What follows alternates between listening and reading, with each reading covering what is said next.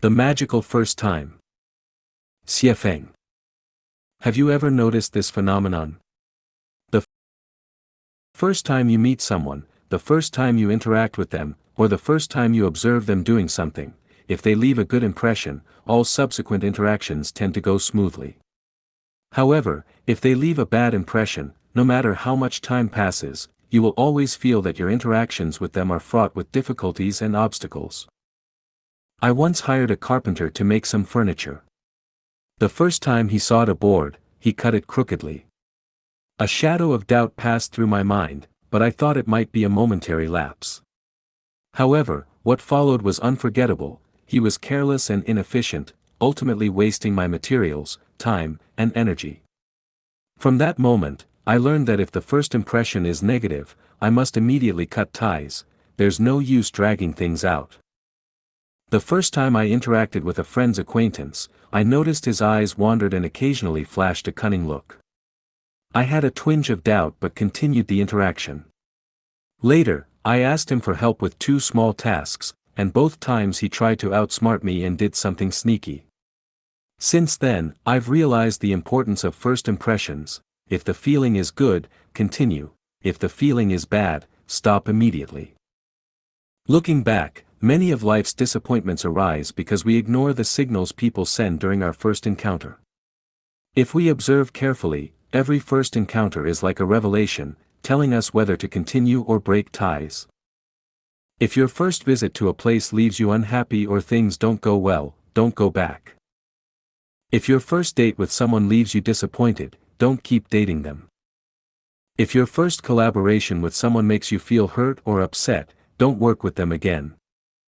The feelings from the first encounter are the most genuine, and the first impression is a sign from above. How we handle the information from our first experience determines whether our lives will be smooth or difficult. People or things that bring us joy during our first encounter are usually beneficial to us. We should treasure, keep, and nurture them. On the other hand, people or things that cause us pain or discomfort during our first encounter are usually detrimental, and we should immediately let them go. When dealing with first encounters, it's essential to trust yourself. This isn't about experience, wisdom, knowledge, age, or gender. It's about intuition and your true inner feelings. Don't rely on the advice or warnings of others, whether they are masters, scholars, great figures, friends, or elders. They can't feel what you feel in your heart. The signals that heaven gives us through first impressions are the most beneficial, the most accurate, and the most protective. You shouldn't rely on your own experience or wisdom to judge, but should listen to the insights and guidance of your feelings. Regularly ask yourself, does he, or she, or it, make me feel comfortable? If the answer is yes, treasure it. Don't listen to others' evaluations, nor to the reminders of well-meaning people who say, I'm doing this for your own good. Only you know what you feel, others don't. We're often taught, unite with everyone who can be united, tolerate those with opposing views, be as inclusive as possible, believe people can change, and be patient, they'll come around. These are all misguided ideas.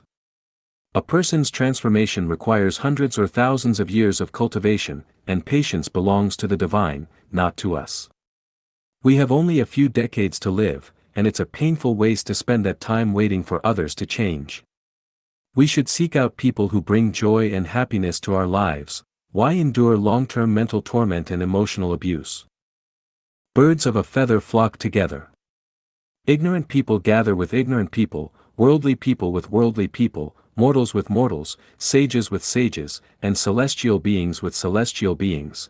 When they're together, even playing in the mud can be fun. But when sages are with worldly people, or celestial beings are with mortals, no matter what they do, it brings only suffering. Even if they're sharing love, it feels deeply uncomfortable. Everyone's life structure is different. Water and milk can mix, but water and oil can't. Pigs stay with pigs, sheep with sheep. People should be with those whose spirits resonate with theirs. Whether spirits resonate depends entirely on physiological and spiritual responses, and the best opportunity for that resonance occurs during the first observation or contact. That's why the first time can be called the magical first time. People fear loneliness and isolation, so they often compromise themselves to fit in with others, saying, "All right, I'll just go along with this." But pleasing others doesn't alleviate our loneliness, instead, it leads to deeper helplessness and frustration. Life is only a few short decades. It's better to live one happy day than to endure 100 years of misery. It's better to die in a moment of joy than to live 1,000 years in humiliation. Trust that first impression. If it's good, cherish it and continue. If it's bad, cut ties and let it go.